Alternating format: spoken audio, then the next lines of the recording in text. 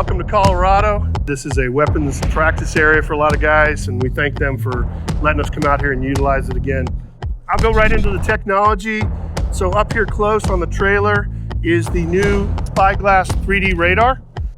Out in the distance, there's a trailer system, as well as the SEODs, who we have right here. This is our command van. To the south here, we've got a new long-range camera from Chess Dynamics. Right next to that is the Skywall. You can fire it. We'll do some demonstrations with the Skywall net gun. All of these systems are networked together under our Shield platform, all being operated one operator. Let the exercise begin.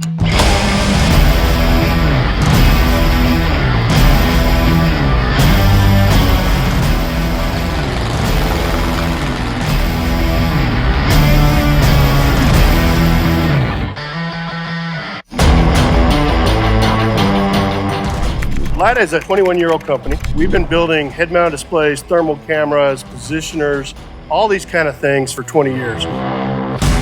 In 2015, the operators on the DMZ were seeing targets, but there was nothing on the ground. It was perplexing them. They didn't know what to do. One of the operators actually had the bold idea of just looking up in the air, and boom, first drone capture. So that kind of started everything for us. People asking, well, you guys detect them. What do we do now?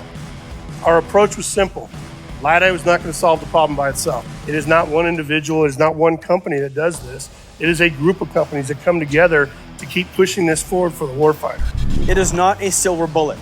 If we get into the business thinking that we're a silver bullet, we are going to fail. You'll never see us again. But who pays that price? It's the defenders, it's the ground forces, it's everybody else that's relying upon the defense forces of that installation or AOR to take care of them. They're the ones that pay that price.